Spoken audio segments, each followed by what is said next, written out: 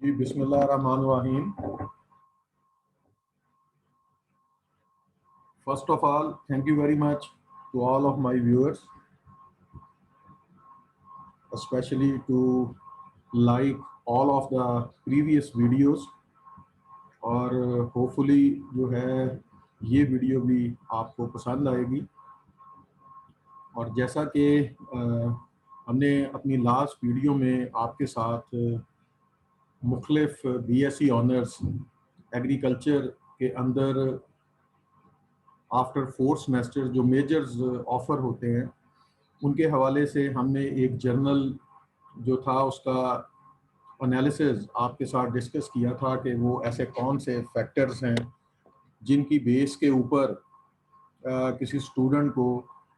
BSc honours agriculture में major का इंतखाब करना चाहिए।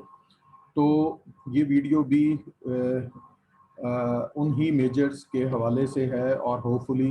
ये स्टूडेंट्स के लिए काफ़ी इंफॉर्मेशन होगी इसमें और उनको अपना डिसीजन लेने में काफ़ी आसानी होगी।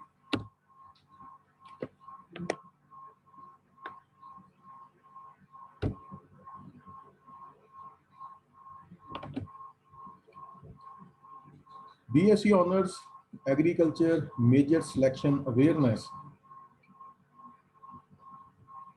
और इसके अंदर हम फर्स्ट ऑफ ऑल हम बात करेंगे एग्रोनॉमी मेजर के हवाले से, plant breeding and genetics major के हवाले से और soil sciences and environmental sciences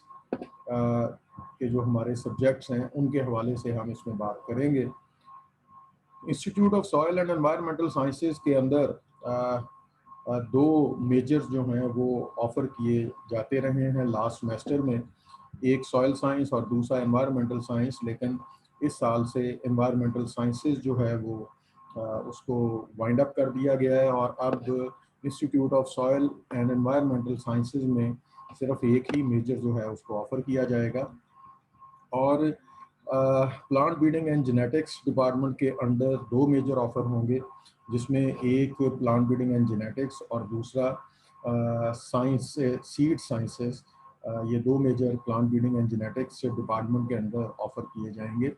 और एग्जैक्टली इसी तरह से एग्रोनॉमी डिपार्टमेंट के अंदर तीन मेजर्स जो हैं वो ऑफ़र किए जाएंगे, जिसमें एग्रोनॉमी और ऑर्गेनिक फार्मिंग और फार्म मैनेजमेंट, ये तीन मेजर्स हैं जो कि आपको ऑप्शंस नज़र आएंगी मेजर सिलेक्शन के हवाले से। तो इन पे मज़ीद बात करने से पहले मैं अपने तमाम व्यूअर्स से रिक्वेस्ट करूंगा कि जिन्होंने अभी तक हमारा चैनल सब्सक्राइब नहीं किया है आप उसको सब्सक्राइब करें और साथ बेल आइकॉन पर भी क्लिक कर लें ताकि हमारी नेक्स्ट आने वाली वीडियोस भी आपके साथ शेयर होती रहे। ये बड़ी इम्पॉर्टेंट इंफॉर्मेशन है जी, जो कि आपको इस स्लाइड के ऊपर नज़र आ रही है और शायद आपका जो फाइनल डिसीजन है उसको लेने में ये स्लाइड आपके लिए काफ़ी हेल्पफुल होगी। Expected measures with their last merit. Last semester के अंदर यूनिवर्सिटी ऑफ एग्रीकल्चर फैसलाबाद में जो मेजर्स की जो लास्ट मेरिट थे ये वो आपके साथ शेयर किए जा रहे हैं और ये वो सारे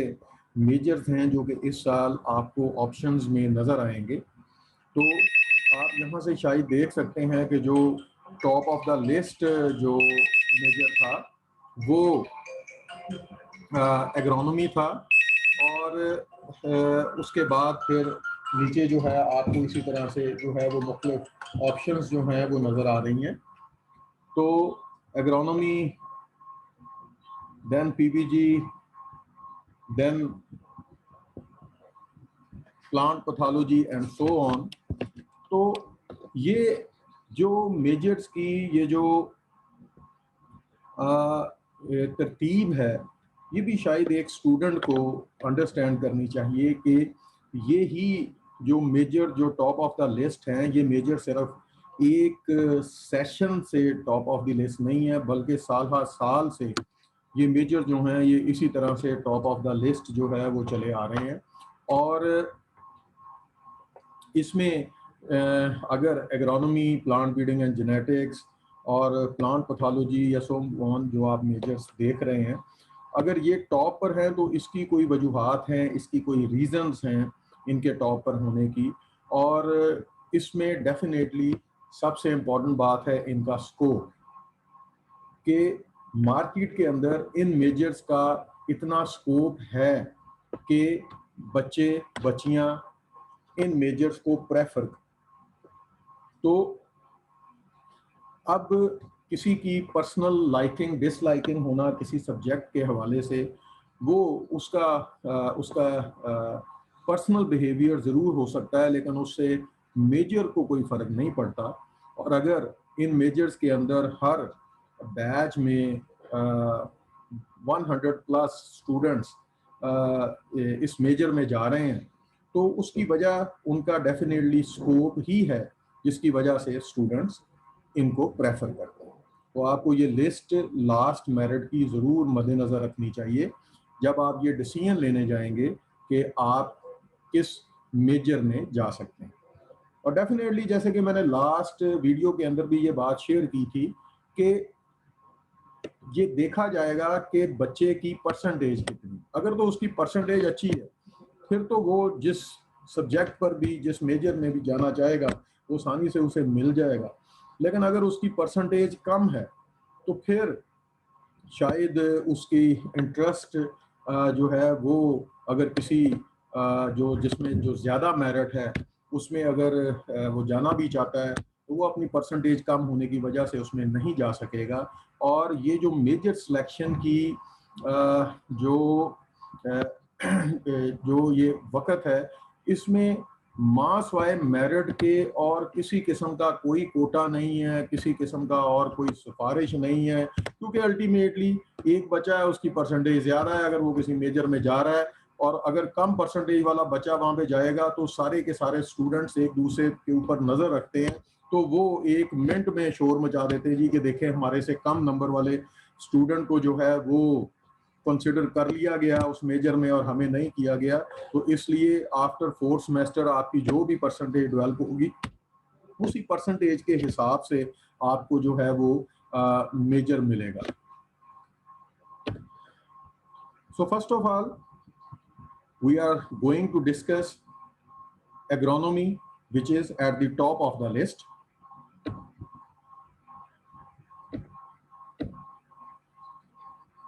So there are different opportunities in practical field regarding this subject, और वो सारे की सारी ये फील्ड्स आपके सामने डिस्प्ले हो रही हैं। और इसके अंदर फर्स्ट ऑफ ऑल अगर हम डिपार्टमेंट के इंफ्रास्ट्रक्चर की बात करें तो डिपार्टमेंट के इंफ्रास्ट्रक्चर के हिसाब से आलमोस्ट हमारे इस एग्रोनॉमी डिपार्टमेंट में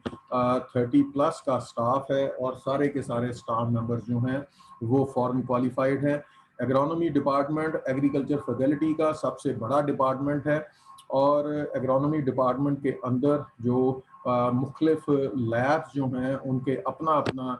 उनका एरिया ऑफ इंटरेस्ट है, जिसके ऊपर स्टूडेंट्स जो हैं वो एमएससी में अपनी जो है वो रिसर्च करते हैं। तो क्योंकि हम इन जनरली बात जब करते हैं एग्रोनॉमी की तो हम कहते हैं जी principles of agronomy. So starting from the soil preparation till harvesting and marketing opportunities, जितने भी प्रिंसिपल्स हैं उन सारे प्रिंसिपल से वाबस्ता मुख्तलिफ लैब्स हैं, और इसके अंदर आपको फर्टिलाइज़र के ऊपर काम करने वाले बंदे भी मिलेंगे, सॉइल पे काम करने वाले बंदे भी मिलेंगे, सीड, इरिगेशन, न्यूट्रिएंट्स, वीड्स, और फिर harvest and post harvest technology. तो एंड एग्जैक्टली आपको इसमें क्रॉप फिजियोलॉजी का जो है वो भी एक ऑप्शन आपको मिलेगी एग्रोनॉमी के मेजर के अंदर। तो एग्रोनॉमी बहुत बड़ा डिसिप्लिन है एग्रीकल्चर फैकल्टी का, और इसके अंदर जो आजकल अक्सर बात होती है क्लाइमेट चेंज की, तो क्लाइमेट चेंज के हवाले से भी जो है वो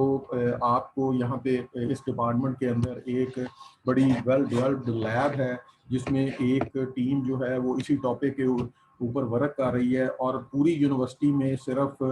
एग्रोनॉमी वो वाहद डिपार्टमेंट है जो कि क्लाइमेट चेंज के हवाले से जिसमें वर्क हो रहा। और इसके जितने भी प्रोफेसर्स हैं वो सारे के सारे फॉरेन क्वालिफाइड है, और ना सिर्फ प्रैक्टिकल फील्ड में बल्कि पब्लिकेशंस के हिसाब से भी एग्रोनॉमी डिपार्टमेंट के स्टाफ मेंबर जो हैं वो हमेशा टॉप ऑफ द लिस्ट रहते हैं। और एग्रोनॉमी डिपार्टमेंट के हवाले से हमेशा बच्चों की जो रिजर्वेशन आती है वो रिजर्वेशन ये आती है कि जनाब अगर हम एग्रोनॉमी डिपार्टमेंट में चले गए तो हमें फील्ड में काम करना पड़ेगा और फील्ड के अंदर जो है वो इन्वॉल्व होना पड़ेगा। तो फील्ड में तो आपको हर मेजर के हिसाब से जाना पड़ेगा, लेकिन आप फर्स्ट ऑफ ऑल तो आपको मद्देनज़र रखना चाहिए किसी भी डिपार्टमेंट के अंदर काम करने वाले स्टाफ मेंबर्स, और आप उनकी शायद लग्जरी लाइफ को देखकर आपको इस चीज़ का अंदाज़ा हो जाना चाहिए कि फील्ड का प्रोटोकॉल अपनी जगह पर, वहाँ पे काम करना अपनी जगह पर, फील्ड को टाइम देना अपनी जगह पर, लेकिन उनकी लैब्स, उनके रूम्स और उनकी लग्जरी लाइफ से शायद आपको अंदाज़ा कर लेना चाहिए कि it is just a part of some specific courses to go into the field and work regarding some specific on some specific topics। तो ऐसा नहीं है कि आपने हर वक्त जो है वो धोती कुर्ता बांध के आपने फील्ड में ही रहना है। तो ये चीज़ें जो है आप किसी भी डिपार्टमेंट के अंदर जाकर उनके प्रोफेसर से मिलकर आपको इन चीज़ों का शायद अंदाज़ा बहुत बेहतर तरीके से हो सकता है। जहाँ तक जॉब अपॉर्चुनिटीज़ की बात है तो एग्रोनॉमी के अंदर या किसी भी मेजर के अंदर जो आपके पास सबसे पहली ऑप्शन है वो है यूनिवर्सिटी के अंदर आपको अगर जॉब मिलती है as a lecturer after the completion of your BSc honours degree, you will be eligible for this job. और उसमें आपको जो minimum basic pay scale offer होता है वो 18 स्केल होता है, और 18 स्केल के हवाले से जो है अगर आप चीज़ को अंडरस्टैंड करें कि अगर आप अपनी सिविल सर्विस को मद्देनज़र रखें तो सिविल सर्विस के अंदर 18 स्केल जो है वो जो एसपी लेवल का बंदा है उसका होता है। मतलब सिविल सर्विस में जो हमारे एसएचओ हैं पुलिस के, उनका 16वां स्केल होता है, डीएसपी का 17वां स्केल होता है, असिस्टेंट कमिश्नर का जो है वो 17वां स्केल होता है। तो अगर तो हम उसकी पे के हिसाब से बात करें तो एज ए लेक्चरर 18 स्केल में जो भी बाहर गवर्नमेंट की जो तनख्वाह मिलेगी वो यूनिवर्सिटी में उस लेक्चरर को भी उतनी ही पे मिलेगी। तो यूनिवर्सिटी के अंदर भी ऑनवर्ड इसी तरह फिर अगर आप असिस्टेंट प्रोफेसर हो जाते हैं पीएचडी करने के बाद तो 19 स्केल एंड सो ऑन, और फुल प्रोफेसर का 21 स्केल होता है। तो पे के हिसाब से डेफिनेटली यूनिवर्सिटी की ज़िंदगी जो है वो बड़ी साफ़ सुथरी ज़िंदगी है। सो व्हाट आप किसी भी मेजर में जाएं। और उसके बाद एग्रोनॉमी मेजर के हवाले से जो इसकी मतलब आप कह सकते हैं कि थोड़ी सी स्पेसिफाइड जॉब्स हैं, उसमें फर्टिलाइज़र कंपनीज की जो जॉब हैं वो बहुत इम्पॉर्टेंट हैं। और फर्टिलाइज़र कंपनीज जो हैं उनके अंदर ये सिर्फ 2 मेजर्स हैं जो अप्लाई कर सकते हैं, एक सॉइल साइंस और दूसरा एग्रोनॉमी। और इनकी पेज जो हैं वो नॉट इन थाउजेंड, इन लैक्स, लाखों के अंदर हैं तनख्वाहें। और जो है ये यूनिवर्सिटी के बाद शायद फर्टिलाइज़र कंपनी की जॉब सबसे ज़्यादा अट्रैक्टिव कंसिडर होती है। फिर इसी तरह जब हम रिसर्च के हवाले से बात करते हैं तो जब भी किसी भी क्रॉप को उसको फील्ड में उसको स्टडी करने की बात आएगी, उसको जो है वो starting from soil preparation till harvesting, वहाँ पे एग्रोनॉमिस्ट का रोल आएगा। अब बेशक वो कोई ब्रीडिंग का बंदा है, उसने कोई नया सीड बनाया है, उसको फील्ड में टेस्ट जो है वो एग्रोनॉमिस्ट ने करना है। वो बेशक कोई सॉइल साइंटिस्ट है, उसने सॉइल के हवाले से कोई अमेंडमेंट की है, उस पर क्रॉप लगानी है, डेफिनेटली उसे एक एग्रोनॉमिस्ट की जरूरत पड़ेगी। वो कोई न्यूट्रिएंट्स के ऊपर को बंदा काम कर रहा है, वो न्यूट्रिएंट्स का इफेक्ट किसी क्रॉप पे देखना पड़ेगा, उसको एक एग्रोनॉमिस्ट की जरूरत पड़नी है जो कि उसकी क्रॉप की लुक आफ्टर करे starting from sowing till harvesting. तो इसी वजह से रिसर्च के अंदर कोई भी विंग है, वो बेशक प्लांट ब्रीडिंग एंड जेनेटिक्स का विंग है, वो प्लांट पैथोलॉजी का विंग है, वो एंटोमोलॉजी का विंग है, वो सीड फिजियोलॉजी का विंग है, उन तमाम विंग्स में 17 स्केल में एक एग्रोनोमिस्ट की सीट लाजमी तौर पर ऑफर की जाती है। तो ये सारी की सारी सीट्स जो हैं ये through Punjab public service commission offer होती हैं, और इसके लिए मिनिमम जो एलिजिबिलिटी क्राइटेरिया है वो बीएससी ऑनर्स एग्रीकल्चर है with the measure of agronomy. और ये उसमें से कुछ सीट्स आपके साथ शेयर की जा रही हैं कि पहले तो ये, जैसे मैंने आपको बात की कि ये जितने भी डिसिप्लिन हैं उनके अंदर एक एग्रोनॉमिस्ट की जरूरत पड़ेगी जो कि फील्ड ट्रायल्स में उस क्रॉप को जो है उसको उसकी ग्रोथ बिहेवियर को स्टडी करेगा और उसको बेस्ट मेथडोलॉजी के साथ अपनी टीम को मशवरा देकर उनसे उस क्रॉप को ग्रो करवाएगा।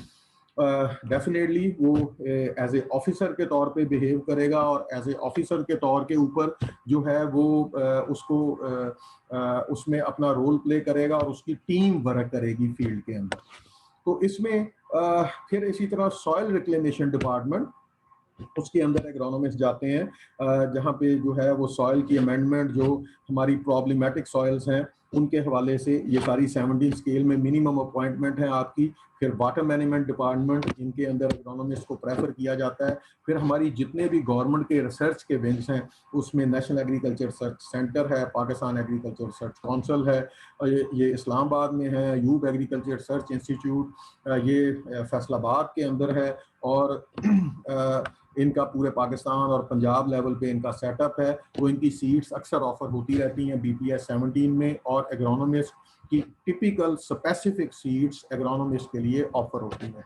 फिर एग्जैक्टली इसी तरह federal seat certification and registration department, ये भी फेडरल का अदारा है, यहाँ पर भी 17 स्केल में एग्रोनॉमिस्ट जो है वो अपॉइंट किए जाते हैं। फिर इसी तरह एक्सटेंशन विंग के अंदर कॉटन इंस्पेक्टर्स, और एक्सटेंशन विंग में भी जब सीट्स आती हैं तो वहाँ पे हमेशा बाकी इन जर्नल उसमें बीएससी ऑनर्स एग्रीकल्चर का कहा जाता है जी कि अप्लाई कर सकते हैं through Punjab public service commission, लेकिन वहाँ पर भी प्रेफरेंस जो है वो एग्रोनॉमिस्ट को दी जाती है। एक वर्ड आप जरूर ज़हन में रखें कि जब भी आप एग्रोनॉमी को डील कर रहे हैं तो basically starting from soil preparation till harvesting आप तमाम चीज़ों की स्टडी कर रहे हैं। तो ये कंसिडर किया जाता है कि एक बुरे से बुरा भी एग्रोनॉमिस्ट जो है वो शायद किसी दूसरे मेजर के मुकाबले में स्टूडेंट के बहुत बेहतर है। So you can also say in this way that jack of all trades but maybe the master of none, but if any person is agronomist, so it means that he or she knows all of the principles of agronomy and उसको knowledge है basically बुनियादी तौर पर कि एक plant को किस तरह से स्टार्ट से लेकर एंड तक किस तरह से उसको संभालना है। तो वो अपनी टीम को बहुत बेहतर तरीके से बाकी मेजर्स के स्टूडेंट्स के मुकाबले में गाइड कर सकता है। फिर इसी तरह बैंकिंग सेक्टर के अंदर जो है जी एक वास्ट स्कोप है एग्रोनॉमी मेजर के स्टूडेंट्स का। ये जर्नल जॉब्स हैं और इसमें as a agri credit officers जो है वो आपको अपॉर्चुनिटीज़ मिलेंगी, और यहाँ पर भी एग्रोनॉमी मेजर के स्टूडेंट्स को वो बेहतर परफॉर्म कर पाते हैं, बेहतर तरीके से बात कर पाते हैं, क्योंकि क्रॉप साइंसेज की हो ना हो वो बाकी मेजर्स के मुकाबले में बच्चों के बहुत बेहतर तौर पे जानते हैं। फिर इसी तरह जो प्राइवेट इंडस्ट्री है उसके अंदर भी क्रॉप स्पेसिफिक जो है फार्म मैनेजर्स की जो हैं वो सीट्स ऑफर होती हैं। शुगर केन इंडस्ट्री में, राइस बेस इंडस्ट्री में, मेज बेस इंडस्ट्री में जैसे रफान है, कॉटन बेस इंडस्ट्री के अंदर जितनी भी ये मिल्स हैं, प्राइवेट फार्म्स हैं, प्राइवेट कंपनीज हैं, वहाँ पर अपॉर्चुनिटीज़ डेवलप होती हैं। फिर उसके बाद लैंड अप्रेजल डिपार्टमेंट और क्रॉप एस्टिमेशन डिपार्टमेंट, जिनका काम ये होता है कि उन्होंने इस चीज़ का हिसाब लगाना है जी कि इस साल कितनी प्रोडक्शन आएगी और कितने एरिया के ऊपर क्रॉप लग रही है। ये भी अलहदा गवर्नमेंट के विंग्स हैं, यहाँ पर भी एग्रोनॉमिस्ट को प्रेफर किया जाता है। और एग्जैक्टली जो प्राइवेट पेस्टिसाइड कंपनीज हैं जो कि पेस्टिसाइड के बिजनेस में हैं, वहाँ पर भी एग्रोनॉमिस्ट को जो है वो प्रेफर किया जाता है। तो एग्रोनॉमी शायद इसी वजह से, अपने स्कोप की वजह से, नंबर ऑफ जॉब्स की वजह से हमेशा टॉप ऑफ द लिस्ट रहता है। फिर इसके बाद आगे आ जाता है जी plant breeding and genetics and seed science. Agronomy के बाद हमेशा प्लांट ब्रीडिंग एंड जेनेटिक्स और फूड साइंसेज, ये दो मेजर ऐसे हैं जो कि साइड बाय साइड चलते हैं। लेकिन क्योंकि अब फूड साइंसेज मेजर जो है वो एग्रीकल्चर में ऑफर नहीं किया जा रहा, तो इस वजह से एग्रोनॉमी के साथ जो हमेशा लीड करता है मेजर वो प्लांट ब्रीडिंग एंड जेनेटिक्स है। और प्लांट ब्रीडिंग जेनेटिक्स के डिपार्टमेंट के अंदर ही अब सीड साइंसेज भी एक मेजर है जो कि ऑफर किया जा रहा है। लेकिन हमेशा जो है वो जो फर्स्ट और सेकंड ऑप्शन बच्चों या बच्चियों की, वो एग्रोनॉमी के साथ प्लांट ब्रीडिंग एंड जेनेटिक्स की ही होती है। प्लांट ब्रीडिंग एंड जेनेटिक्स में भी जैसे हमने एग्रोनॉमी की बात की, इसमें यूनिवर्सिटी की लेक्चरशिप्स हैं, फिर इसके अंदर जो मुख्तलिफ इंटरनेशनल एग्रीकल्चर रिसर्च ऑर्गेनाइजेशंस हैं उनके अंदर जो है वो इसका स्कोप है। फिर federal seed certification and registration department के अंदर जो है वो इसकी अपॉर्चुनिटीज़ हैं। और जितनी भी हमारी नेशनल और इंटरनेशनल ऑर्गेनाइजेशंस हैं, definitely seed development, varietal development के हवाले से जितनी भी प्राइवेट और पब्लिक सेक्टर के अंदर अदारे काम कर रहे हैं, वो सारे के सारे इस हवाले से जो है वो plant breeding and genetics major के बच्चे जो है उसमें जाते हैं और उनको प्रेफर किया जाता है, क्योंकि वराइटल डेवलपमेंट एक प्लांट ब्रीडर के ज़िम्मे है। वैरायटी की डेवलपमेंट जो है उसको प्लांट ब्रीडिंग के बंदे ने जो है उसको उसके मामलात को एड्रेस करना है। इसी तरह नेशनल इंटरनेशनल सीड इंडस्ट्री, इसके अंदर सीड्स हैं। फिर इसी तरह एक्सटेंशन सर्विसेज के अंदर भी जो जर्नल सीड हैं बेसिकली उसमें पीबीजी के स्टूडेंट्स अप्लाई करते हैं। और फिर इसी तरह ये सीड साइंस जो मेजर है यूनिवर्सिटी में अपॉर्चुनिटीज़ के बाद federal seed certification registration department में सीड साइंस के स्टूडेंट्स जा सकते हैं। हमारी जो नेशनल एग्रीकल्चर ऑर्गेनाइजेशंस हैं जहाँ पे सीड पे वर्क हो रहा है वहाँ पे इनको प्रेफरेंस मिल सकती है। जितनी रिसर्च की ऑर्गेनाइजेशंस हैं वहाँ पे उनको प्रेफरेंस मिल सकती है। तो it is all about plant breeding and genetics and seed sciences major. और प्लांट ब्रीडिंग एंड जेनेटिक्स को बाद कंफ्यूज कर दिया जाता है बायोटेक्नोलॉजी के साथ। तो बायोटेक्नोलॉजी एक बिल्कुल सेपरेट मेजर है, और बायोटेक्नोलॉजी मेजर के हवाले से आप डेफिनेटली वो बच्चों की एक अलग चॉइस ज़रूर बनती है, लेकिन ऐसा नहीं है कि बायोटेक्नोलॉजी मेजर जो है वो सिर्फ प्लांट ब्रीडिंग एंड जेनेटिक्स के साथ ही उसका ताल्लुक है। प्लांट ब्रीडिंग एंड जेनेटिक्स के साथ एग्रीकल्चर का कोई भी मेजर का बच्चा वो अपनी बीएस करने के बाद बायोटेक्नोलॉजी में अपने मेजर के हवाले से बायोटेक्नोलॉजिकल टूल्स सीख सकता है, या बायोटेक्नोलॉजी के किसी भी अदारे में एमएस या एमफिल कर सकता है। फॉर एग्जांपल, अगर एक बंदा प्लांट पैथोलॉजी का है तो वो बायोटेक्नोलॉजी के हवाले से प्लांट पैथोजेंस पे काम करेगा, जेनेटिक इंजीनियरिंग के हवाले से, और डीएनए सीक्वेंस के हवाले से अगर कोई एंटोमोलॉजिस्ट है तो वो इंसेक्ट के हवाले से बायोटेक्नोलॉजिकल टूल्स को यूज़ करेगा। अगर कोई सॉइल साइंटिस्ट है तो वो सॉइल की प्रॉपर्टीज़ के हवाले से बायोटेक्नोलॉजिकल टूल्स को यूज़ करेगा। अगर कोई एग्रोनॉमिस्ट है तो वो फर्टिलाइजर्स के हवाले से या एग्रोनॉमिक पैरामीटर्स के हवाले से बायोटेक्नोलॉजिकल टूल्स को यूज़ कर सकता है। तो बायोटेक्नोलॉजी का हर मेजर के साथ ही लिंक है, और बायोटेक्नोलॉजी एक अलग मेजर के तौर पर भी ऑफर होता है, और स्टूडेंट्स जो हैं वो इसको लाइक करते हैं। लेकिन शायद ऐसा कहना दुरुस्त नहीं है कि बायोटेक्नोलॉजी का सिर्फ और सिर्फ प्लांट ब्रीडिंग एंड जेनेटिक्स के साथ ताल्लुक है। इसके बाद हम बात करते हैं जी institute of soil and environmental sciences की। तो institute of soil and environmental sciences भी, जैसे हमने पहले बात की कि एग्रोनॉमी के साथ सिर्फ सॉयल साइंस एक ऐसा मेजर है जिसके बच्चे फर्टिलाइजर कंपनीज में जा सकते हैं और हाईली पेड जॉब्स हैं, और यूनिवर्सिटी के अंदर जो उनका स्कोप है एज ए लेक्चरर वो ज्वाइन कर सकते हैं। मुख्तलिफ इंटरनेशनल ऑर्गेनाइजेशंस हैं जिनके नाम आपके सामने डिस्प्ले हो रहे हैं, काडा है, FAO है, NARC, PARC and so many others, जिसके अंदर जो है वो सॉयल साइंटिस्ट को सॉयल के हवाले से जो है वो प्रेफर किया जाता है। और फिर बैंकिंग सेक्टर में जर्नल जॉब्स हैं, कोई भी BSc ऑनर्स एग्रीकल्चर का बच्चा जो है वो बैंक्स में as a agri credit officer